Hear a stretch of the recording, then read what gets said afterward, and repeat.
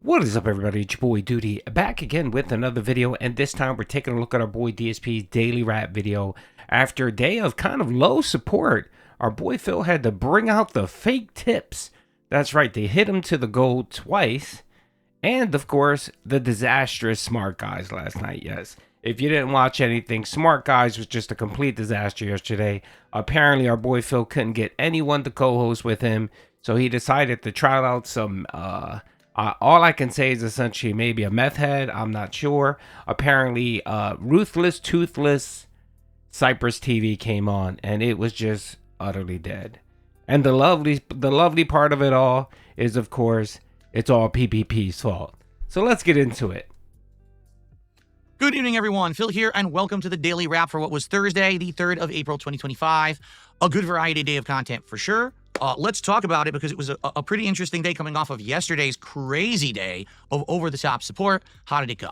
Well, first of all, on today's Level 1 podcast, we talked a little bit about how crazy supportive yesterday was, but also all about my coverage of the Switch 2. And incidentally, today, more information about Switch 2 actually came out. So I ended up talking more about pricing and information about availability of consoles and things like that. So it was a good segment for the show. I'm not going to break out any highlights tonight, only because, sadly, I did my wrestling show tonight, Smark Guys, and I just, it always ends up going late. So I don't have time to actually do a highlight or anything like that tonight. But I hope that you'll watch the podcast if you're interested more about my Switch 2 coverage. Now, last night I did a highlight that was the 3 things that are problems with the Switch 2, and that video has done tremendously well. As of earlier today, it was at 2,000 views. I think as of now, it's up to 2,300, 2,400. So it's doing pretty good for a highlight. I've left that as the highlighted video on my channel. So I hope that you'll give it a look if you didn't see that highlight yesterday. It's a good one. Then we jumped into Pirate Yakuzza in Hawaii, and it went well. It was a great stream where we did a lot of advancement of the plot, but also we did 2 or 3 major side missions, and we beat up a lot of the bounties in Honolulu. So it was a good combination of all different kinds of content. There was good story development. I feel like every time we play Pirate Yakuza now, I should focus on story development. How was attendance? Not great.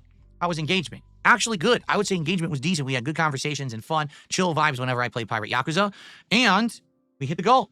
So I was happy with that. We hit a goal. We had a good stream. Overall, good stuff, good vibes. Continuing on with that playthrough.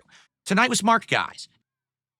I'm going to stop it here because, of course, whenever Phil wants to just plow through a quick segment and he doesn't want to talk too much, sort of like, oh, don't pay attention to that. It's okay. Let's move on. There's typically something he's hiding. And, of course, yes, the Yakuzza support. Dude, that playthrough was so dead. I came in and out every once in a while to see what he was doing, bro. He barely had 170 people there. The chat was dead. The only people out there talking were LARPers. And of course, he had to bring out the fake support just yet again to get to his $150 goal. And it's sad, bro. That is Phil's life. Phil's life is trying to figure out ways to convince people that he's still successful, right? And then come up with new schemes to try to gain support. That is Phil's life in a nutshell. I don't know how that's any worse than doing drama content full-time, Phil. Because I know you said you didn't want to be pigeonholed and stuck to doing the same thing over and over again. You want to be a rarity content creator, right? But you're doing the same thing over and over again.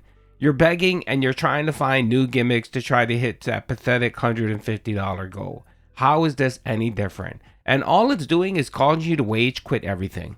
Yakuzza, trust me, if he doesn't get done Yakuzza, at the very end, he said he was going to focus on story because he wants the playthrough to be finished because he knows support's drying up. I mean, again, 170 people there, barely getting the $150 goal. Yakuzza's going to get yeeted rather quickly. It is. It's just going to be like the other games that he just recently wage quit. And the other thing, of course, he's going to wage quit is Smark Guys. Smark Guys, which is going to be the upcoming segment that he's going to talk about, was a disaster. He couldn't get anyone else on his freaking podcast except some meth head looking, toothless, raggedy teeth, Ma Dent. That's right, Ma Dent. And let's Phil talk about it. Let's see what he has to say because I, Doody, have a lot to say about Snaggly Tooth Cypress TV. And everyone was asking, who's the second co-host? It's a mystery. I didn't announce it ahead of time. And after last week, it being Ethan Ralph, everyone was wondering what could possibly follow that up. Well, I essentially did the complete polar opposite of Ethan Ralph, with Ethan Ralph being kind of, gee, will this be a train wreck or will this be drama? I had Cypress TV, who is both my moderator and someone who used to be a part of the YouTube wrestling community, here on the show. And it worked well. This guy knows his stuff with pro wrestling, and I would argue, out of all the shows I've done with PPP, the solo shows I've done, and the show I did with Ethan Ralph, this one technically had the best wrestling talk of any show I've done. Like, literally, the wrestling talk was amazing. It was good. It was informed. We had great back and forth about the topics that we covered, and it went well in that regard. Also, it looked like no drama contributions. What do I mean by that? Well, the show didn't have a lot of drama. So those people who were here for drama weren't there to submit contributions and make the show profitable. But guess what? In the last 20 minutes of the show, people looked and said, all right, you know what? Screw that. Phil's not about drama. We don't care. And they supported the show. And in the last 20 minutes, we hit the goal, and I was able to unpack one pack of the Topps cards. Now, sadly, we didn't get the chase. That means there's 2 packs left here, and in one of these packs is a chase card. 50% chance at this point when we get back to this next week, okay? But I was happy because what that shows is that even though there was no drama, there were people who liked the content legitimately as non-drama content and still wanted to succeed and said, we will support it. We just can't go crazy and hit the goal immediately. We'll wait till the end of the show and make sure Phil hits it. And it was 2 different people who did it, and boom, we hit it. So, good, smart guys, tons of wrestling commentary, very insightful when it comes to this stuff leading up to WrestleMania. There was some drama at the beginning, but only about 30 plus minutes of it. And then we got to the wrestling talk, and it went really well. I hope you'll watch it, archived over on DSP Reacts or on my Kick channel, but it's in full on DSP Reacts right now. And that leaves one more week, where next week we'll have my 3rd and final guest. And for those who don't know, no one knows who it is, but this one's going to be a doozy. This one is going to be very interesting. It is not a guest that people will be saying, oh, that was boring. Let's just put it that way. Okay? Alrighty. So, a great day of content. I hit 2 goals, and the funny part is we're at 96 out of 100.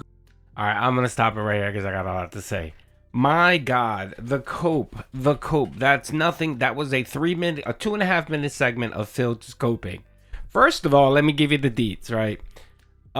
There was no drama. It was essentially this meth head Cypress TV tickling Phil's balls to try to get him to be a full-time host. That's all it was. He was terrible. He looked half asleep. I think he may have been on something, honestly. He had the glazed look, and it looked like maybe, I don't know, I'm going to put it nicely. Let's just say he hangs out down by the railroad, looking for certain people and elements. I'll just say that. And again, this is just me making an assumption here. But again, the show was so boring. Again, clocked at 200 people being there, right? No drama, as Phil likes to say. And what ended up happening? He was stuck at $90 the whole night. And this whole 20-minute business, that's bullshit. Go to Raw Phil stream, and literally 2 minutes before the show ended, some anonymous donor came in and dropped a $60 tip and you know what? Phil didn't even say how much it was. He just said, oh yeah, looks like we hit the goal. Some anonymous donor, and even his guest knew Phil was full of shit. His guest knew he was full of shit, and he was sitting there saying, oh, some anonymous donor, and he was smirking like, oh, yeah, we know who these anonymous donors are. Bro, just to cope so that you can, own PPP? And at the very end of the segment, of course, if this would have been successful, as Phil stated, right, he wouldn't have to preface the end of this with trying to say, oh, it was a good show, but what? No one supported it? You had barely any views? Because why, Phil? Because you didn't talk about drama? Exactly, that's what it was. You wanted to do a straight-laced show talking about wrestling, and they got you 0 fucking support. Again, Phil, you like to look at data. That's a great data point right there, Phil. Ethan Ralph was on last week. There was drama, a little bit more than what you had. And what did you end up having? You ended up getting $450. Why? Because people were troll tipping, and they were LARPing, and they were giving you money. You decide to bring this meth head in with a dental problem. No one knows who he is. No one really cares who he is. All he does is tickling your taint, and you barely get $90. And you had to come in and fake tip yourself at the very end just to get yourself to the goal so you can open up a stupid pack. Just so you can save face. But it doesn't stop you from coping and seething at the very end and talking about how, it was my former... Dude, he literally blamed PPP for why they didn't get support.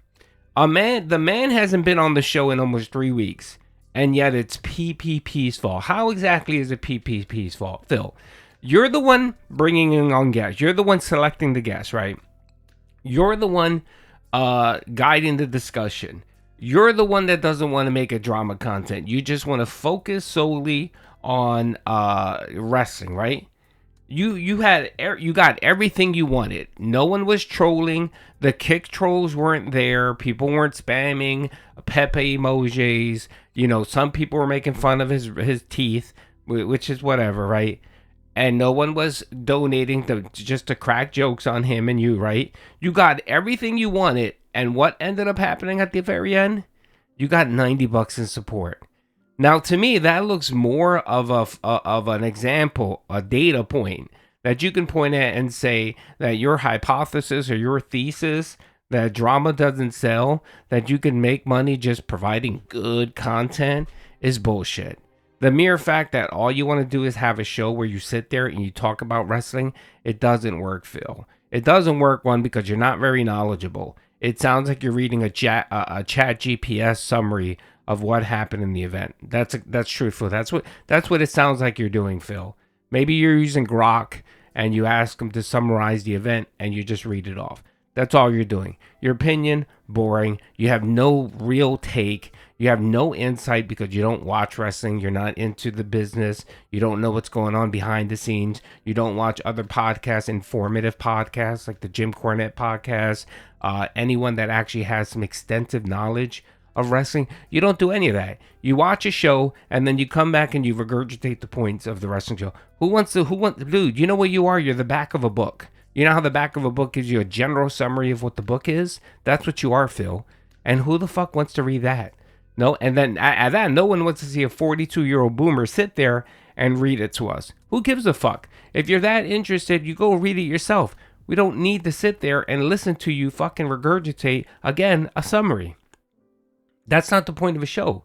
The point of a show is to have a back and forth with another host, talk about it, get in depth, provide your own takes, maybe your own theories, maybe develop scenarios where future scenarios where you can see creative content. I'll give Toother's guy some credit. He did try to talk about kind of some of his theories on what he believes is going to happen with WrestleMania and so on, which I thought was a little interesting because okay, that means he's thinking about scenarios. He's not just reading a summary like you are, Phil. So that was a little interesting. Maybe if he did more of that, Phil, it would work. But again, Phil, no one watches you because of your content. People watch you because of drama. They just do.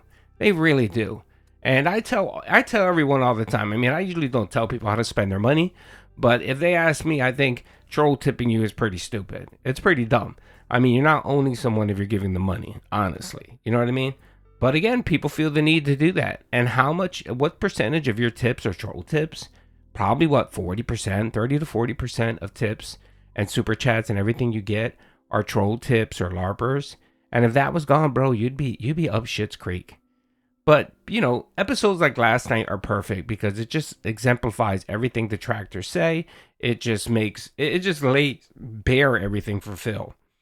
Because like I stated earlier, here's a man that got everything he wanted. He didn't want drama. He didn't want PPP. He wanted to run the show the way he wanted to run it. He wanted no drama. He wanted no drama tips. None of that. He just wanted to talk about wrestling. And he couldn't even crack $100. Couldn't crack $100. Had to whip out the fake anonymous tipper just to get him to a goal because, of course, we know he's a fiend when it comes to opening up packs. He does it with WWE champions, and he's doing it with these cards. So he was going to open up a pack no matter what. Even if he was at $3, some anonymous dent would have came in and dropped a $97 tip just to get him to just to let him open up a pack because he's a gambling fiend who's hooked on everything he does. Anything that requires you to spend money, and has some type of intrinsic collectible value, that's Phil's all about it. And that's why he's such a maniac when it comes to these gacha mobile games and these gacha trading cards. Anyway, that's all I got to say. Last night was it was terrible. It was good and terrible. But again, it just goes to show that this, and again, I don't believe that Smark Guys is going to go any further. He'll probably end it after WrestleMania. Say he's putting it on hiatus, and then he'll bring it back again when he has no other ideas and he needs to fleece someone else. Anyway, hope you guys enjoyed the video. Peace out.